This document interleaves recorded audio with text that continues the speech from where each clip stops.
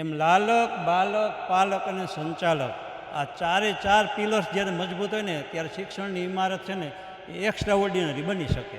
તો એની અંદર જે શક્તિ પડેલી હોય ને એ સુષુપ્ત શક્તિને પ્રગટ કરવાનું નામ જ એજ્યુકેશન છે. હમણાં JEE મેઇનનું જે રિઝલ્ટ ડિક્લેર થયું એની અંદર ગુજરાતી મીડિયમ અને ઇંગ્લિશ મીડિયમ બંનેમાં મોરબી જિલ્લામાં ફર્સ્ટ નાલંદા જ રહ્યું. બીજે ક્યાંય કોચિંગમાં તો જાતી નહોતી, ઓનલી ડે સ્કૂલમાં જ. અમુક રસોઈયા પાસે હાથની હથોટી હોય, એ આખું મીચીને પણ વઘાર આપે ને તો એનો ટેસ્ટ ન ફગે. એમ અમુક સંસ્થા પાસે શિક્ષા આપતી વખતે પણ એની પાસે હથોટી હોય. પરિણામ કોઈ પણ ધોરણનું, કોઈ પણ બોર્ડનું આવે, પણ એ પરિણામ ઉત્તમ અને સારું લાવું એવી એની પાસે કંઈક હથોટી હોય, અને એ હથોટી છે નાલંદા વિદ્યાલય પાસે. આરબી ન્યૂઝની અંદર આપ સૌ લોકોનું હાર્દિક સ્વાગત છે ને હું છું તમારી સાથે રવિ બરાસરા. ગોરધન સાહેબ, આ એક પછી એક રિઝલ્ટ આવતા જાય છે, પણ આ નાલંદા પાસે તો એવી કઈ ગોળી છે, કઈ એવો મંત્ર છે કે કઈ એવું શું છે કે આ અલગ અલગ રિઝલ્ટોમાં હંમેશા મોખરે? સૌથી પહેલાં તો SSC બોર્ડનું રિઝલ્ટ આવ્યું એ માટે તમામ વિદ્યાર્થીઓને નાલંદા પરિવાર વતી ખૂબ ખૂબ અભિનંદન આપું છું. કારણ કે SSCનું વર્ષ એટલે રાત દિવસ પુરુષાર્થ, સખત મહેનત કરી અને અહીંયા સુધી બાળક પહોંચેલું હોય છે. છેલ્લા ઘણા ટાઈમથી હું જોઉં છું તો બાળકની અંદર અપ્રતિમ શક્તિ અને પ્રતિભા હોય છે, અને ખીલવવા માટે આપણે જેટલો પ્રયત્ન કરીએ ને એટલું ઓછો જ ગણાય. ટૂંકમાં તમામ વિદ્યાર્થીઓ પાસ થઈ ગયા, 100% 100% રિઝલ્ટ. ત્યાંથી તમામ વિદ્યાર્થીઓને છતાં તેમની પાછળ રહેલા તેમના જે પેરેન્ટ્સનો ભોગ છે, યોગદાન છે એમના, અને ખાસ કરીને અહીંયા સુધી પહોંચાડવાવાળા જે શિક્ષકોની ટીમ હોય છે એ તમામને ખૂબ ખૂબ હૃદયથી હું એમને અભિવાદન આપું છું અને અભિનંદન પણ કરું છું. અને વિષયમાંથી જોવા જાય તો વિજ્ઞાનની અંદર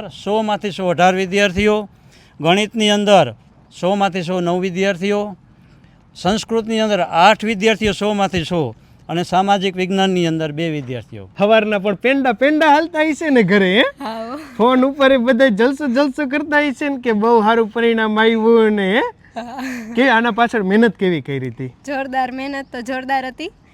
પાછળ પપ્પાનો ભોગ ને અમારા સ્કૂલના જે ટીચર્સ, ખાસ કરીને તો એનું જ કહેવાય, કેમ કે એને હું બીજે ક્યાંય કોચિંગમાં તો જાતી નહોતી, ઓનલી ડે સ્કૂલમાં જ. એટલે એક્સ્ટ્રા ટ્યુશન ક્યાંય નહીં? ના, સવારથી અહીં આવી ગયા, હાઈન્ડ લગીને અહીંયા જ.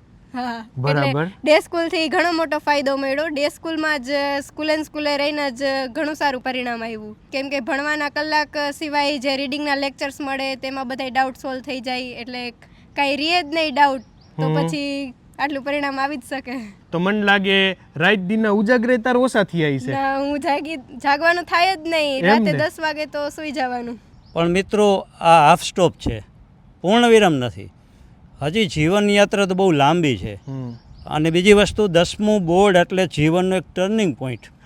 અહીંથી તમારે જે વળાંક લેવાનો છે, સાયન્સ, કોમર્સ, આર્ટ, જે તરફ પણ જશો, પણ એટલું યાદ રાખવાનું કે આ જીવનનું અંતિમ મુકામ નથી.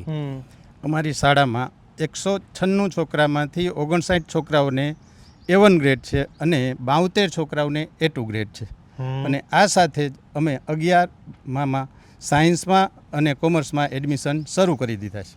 રેડી કહેવાય. લ્યો, આપેલા કોન્ટેક્ટ નંબર ઉપર કોલ કરીને અને આપેલા એડ્રેસ ઉપર વિઝિટ, મુલાકાત લઈને આપ આવનારા એડમિશનને લઈને પણ વધુ માહિતી લઈ શકો છો. રૂબરૂ શાળાએ આવી બધી માહિતી મેળવી, સંપૂર્ણ ચકાસણી કરી અને તમે એડમિશન લઈ શકો છો.